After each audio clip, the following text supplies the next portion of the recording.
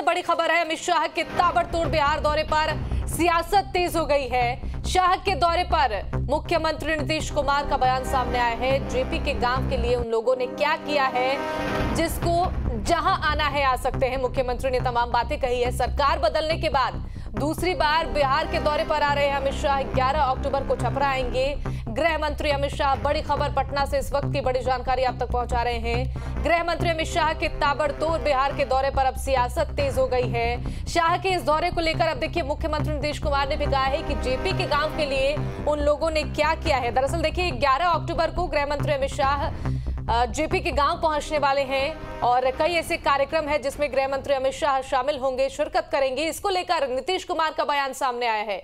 उन्होंने साफ तौर पर कहा है कि जेपी के गांव के लिए उन लोगों ने क्या किया है और जिसको जहां आना है आ सकते हैं। मुख्यमंत्री ने तमाम बड़ी बातें कही हैं। सरकार बदलने के बाद दूसरी बार बिहार के दौरे पर अमित शाह हैं।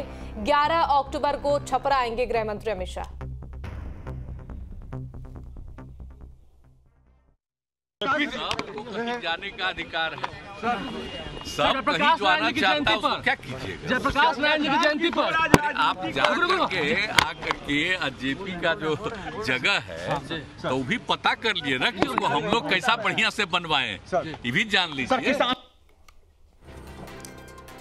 तो सुना आपने बिहार के मुख्यमंत्री नीतीश कुमार को जेपी के गांव आने के को लेकर उन्होंने ये बयान दिया। उन्होंने साफ तौर पर कहा है कि जेपी के गांव के लिए उन लोगों ने क्या किया है और जिसको जहां आना है आ सकते हैं।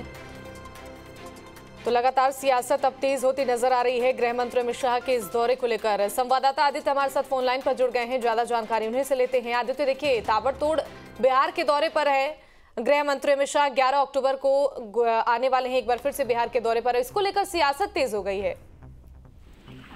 जी शिवानी, गृह मंत्री 11 अक्टूबर को आ रहे हैं बिहार दौरे पर। फिर से एक बार उसको लेकर के फिर से सियासत शुरू हो गई है। जिस तरीके से आज नीतीश कुमार ने खुलकर उनके बारे में कहा कि जिसको जहां आना है आ सकते हैं और जेपी के गांव के लिए उन्होंने और उनकी सरकार ने जो किया है वो सब जानते हैं। तो एक तरह से ये सरकार भी मान के चल रही है और जदयू मान के चल रही है कि अमित शाह का जो लगातार बिहार दौरा हो रहा है वो 2024 को लेकर के बीजेपी अभी से तैयारी में जुटी है। और देखते हुए अमित शाह का लगातार बिहार दौरा शुरू हो गया है। 20 दिनों के अंदर अमित शाह का ये दूसरा दौरा होगा जब वो जेपी के गांव में जेपी जयंती पर उनके कार्यक्रम में शामिल होंगे और वहीं एक सहकारिता विभाग का कार्य सहकारिता क्षेत्र को देखते हुए किसानों की जनसभा को संबोधित करेंगे।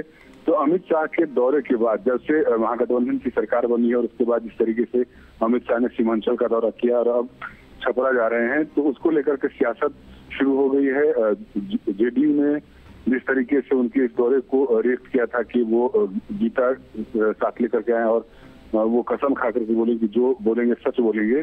तो अब ये दिख रहा है कि अमित शाह के दौरे से राजनीतिक सरगर्मी फिर से एक बार बिहार में बढ़ गई है और महागठबंधन के दोनों बड़े प्रमुख दल जो जदयू है और आरजेडी है वो अपने आप को असहज महसूस कर रही है, क्योंकि जिस तरीके का बयानबाजी कल देखने को मिला था अमित शाह के दौरे को देखते हुए और आज नीतीश कुमार ने ये वो आ सकते हैं। मैंने जेपी के गांव के लिए बहुत कुछ किया है। अब देखना होगा कि जेपी के गांव से जब अमित शाह का संबोधन होगा और बिहार सरकार के खिलाफ जब वो बोलेंगे उसके बाद और कितनी सरगर्मी बढ़ती है। जी शिवानी, देखिए 20 दिनों में ये दूसरा दौरा होने वाला है आदित्य गृह मंत्री अमित शाह का। ऐसे में क्या कुछ गणित है इस छपरा यात्रा का? चूंकि देखिए 2 दिवसीय दौरे पर वो पहले भी थे बिहार में सीमांचल के दौरे पर, अब दूसरी बार आ रहे हैं 20 दिनों के अंदर। क्या कुछ गणित हो सकता है इस छपरा यात्रा को लेकर? शिवानी, जेपी के गांव से यदि अमित शाह का कोई कार्यक्रम हो रहा है तो वो अपने आप में एक होगा, क्योंकि अभी जो वर्तमान सरकार में जो दोनों बड़े घटक दल हैं जदयू और आरजेडी, और दोनों के जो सुप्रीमो है लालू प्रसाद यादव और नीतीश कुमार, दोनों ही जयप्रकाश नारायण के आंदोलन से उतरे हुए ये लोग नेता हैं और उनके शिष्य रहे हैं।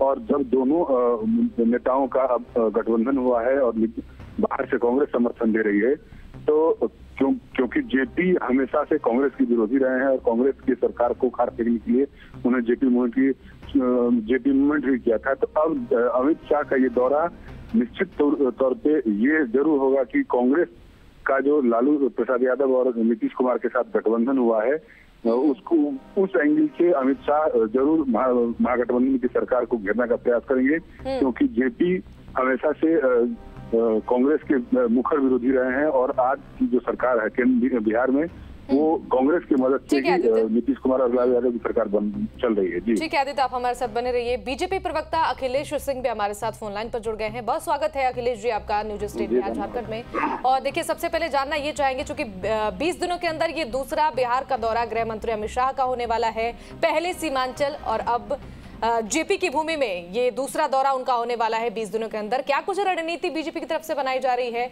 क्या इस दौरे का उद्देश्य है? नहीं, दौरे का उद्देश्य तो सीधा जयप्रकाश नारायण जी की जयंती का ही है और उनके घर पर जाएंगे और निश्चित रूप से घर पर जाएंगे तो उनको बताना चाहिए। नीतीश कुमार जी कह रहे थे कि वो क्या किया है, उनको बताना चाहिए कि वहाँ वो गांव अभी नदी के कटाव के खतरे में, उसके लिए उन्होंने क्या किया। फिर दूसरी बात मैं आपको कह रहा हूँ, आज जयप्रकाश नारायण जी के बारे में जो लोग के अनुयायी अपने आप को कह करके और सरकार में रहते हैं और जो अपने आप को ये क्या कहते हैं कि नीतीश जी कहते हैं कि जयप्रकाश नारायण जी सबसे बड़े अनुयायी हैं, तो मैं उनसे पूछना चाहता हूं कि जेपी आंदोलन में मुद्दे क्या थे? जेपी आंदोलन में मुद्दे थे परिवारवाद, भ्रष्टाचार, और ये दोनों से लिप्त जो राष्ट्रीय जनता दल है, आखिर राष्ट्रीय जनता दल परिवारवाद का सबसे बड़ा द्योतक है, कांग्रेस परिवारवाद का सबसे बड़ा द्योतक है। अभी कोई मित्र हमारे बोल रहे थे, मैं उनके बात से इत्तेफाक रखते हुए मैं उसी बात को थोड़ा आगे बढ़ाना चाहता हूँ। वो कांग्रेस के विरोधी नहीं थे, वो नीतियों के विरोधी थे। और कांग्रेस की नीति क्या थी? परिवारवाद की, भ्रष्टाचार की, लोकतंत्र की हत्या की। और 74 में लोकतंत्र के हत्यारों के खिलाफ जो मूवमेंट हुआ था उसके खिलाफ में जेपी खड़ा हुए थे।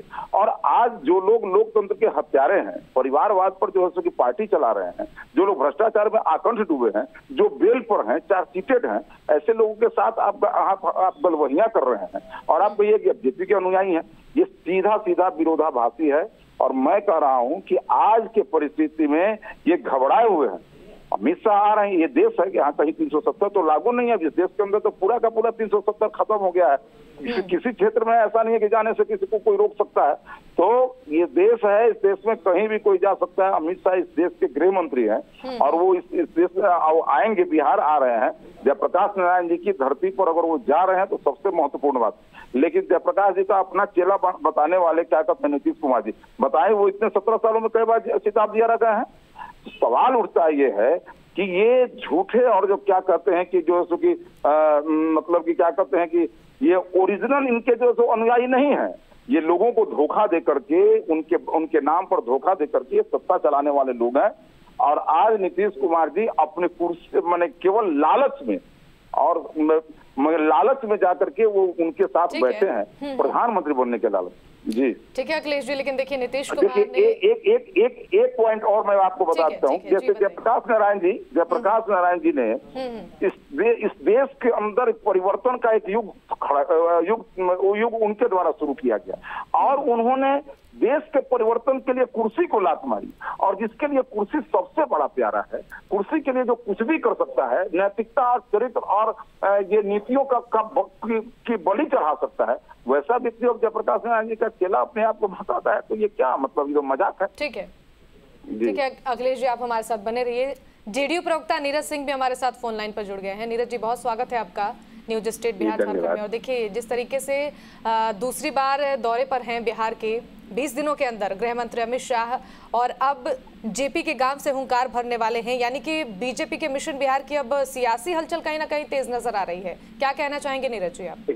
लोकनायक जयप्रकाश नारायण के चरणों में सबको शीश झुकाने का अधिकार है, लेकिन गौरतलब यह है कि अभी भी भारतीय जनता पार्टी के मार्गदर्शक मंडल में माननीय लाल कृष्ण आडवाणी जी, माननीय मुरली मनोहर जोशी जैसे महान व्यक्तित्व के लोग हैं।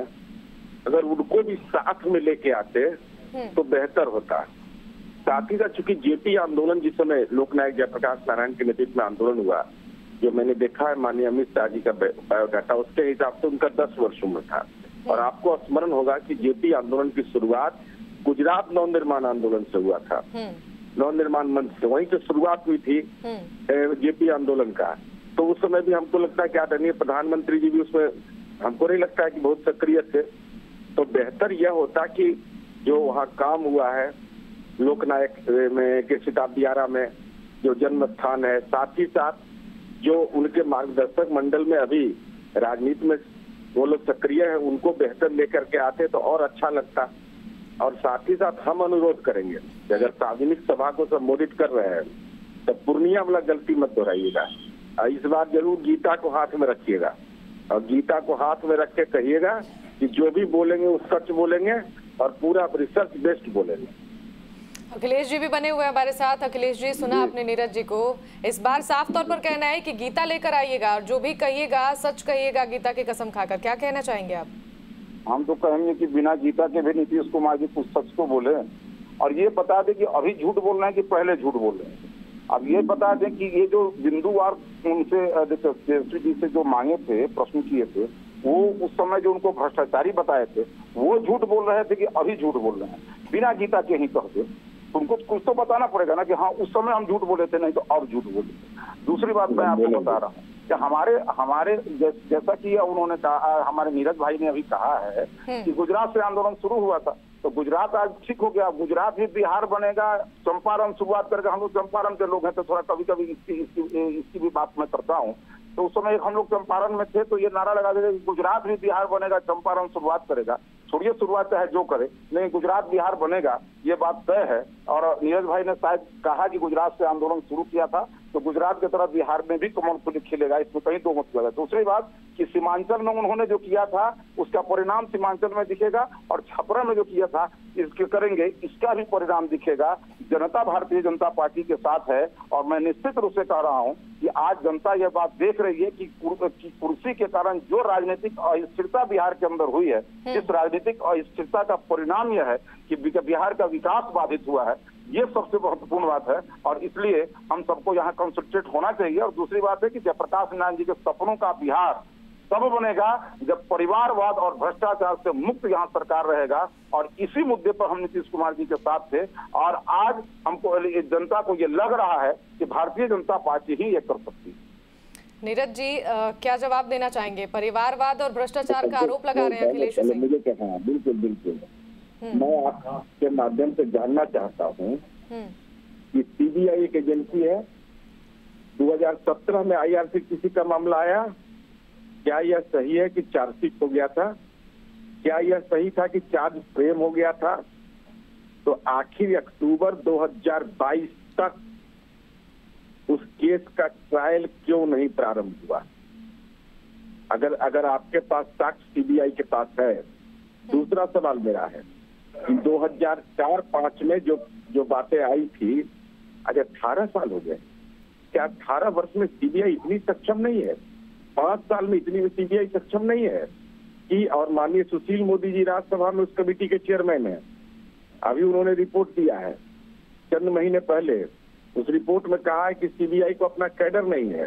तो मैं जो आरोप माननीय तेजस्वी यादव पर लगा, जो आप कह रहे हैं, हम उससे डिनाई भी नहीं कर रहे हैं, लेकिन हम यह जानना चाहते हैं क्या सीबीआई 5 वर्ष में चार्जशीट और चार्ज फ्रेम होने के बाद क्या कानूनी प्रक्रिया होती है ट्रायल का? तो पॉलिटिकल ट्रायल कर रहे थे क्या? क्यों नहीं हुआ ट्रायल? क्यों नहीं सेंट्रल गवर्नमेंट इसमें गृह विभाग ने इंटरफेयर किया? दूसरी बात, ठीक है नीरज जी, हम तो कह रहे हैं, 2 सवाल मेरा है। पहला है कि क्या आडवाणी जी और मुरली मनोहर जोशी तरीके लोग जो जेपी आंदोलन के साक्षात गवाह थे, जिन्होंने सक्रिय भूमिका ली, वो आते तो उनको साथ में लेके आते तो वो बेहतर होता है। क्या भारतीय जनता पार्टी का बिहार का नेतृत्व आदरणीय गृह मंत्री जी को सलाह देने की स्थिति में है कि आप उनको भी लेके आइएगा तो बेहतर होगा? तीसरा, सीमांचल में आप जब गए तो आपने बॉर्डर, आपका विभाग है, दूसरे का नहीं है। आपको इस बात का जवाब देना होगा कि जब सीमा सुरक्षा बल और गृह मंत्रालय ने यह कहा, ये तमाम सवाल हैं आपके जो कि लगातार जेडीयू की तरफ से उठाए जा रहे हैं। चलिए, बहुत शुक्रिया आप दोनों मेहमानों का हमारे साथ जुड़ने के लिए और बातचीत करने के लिए।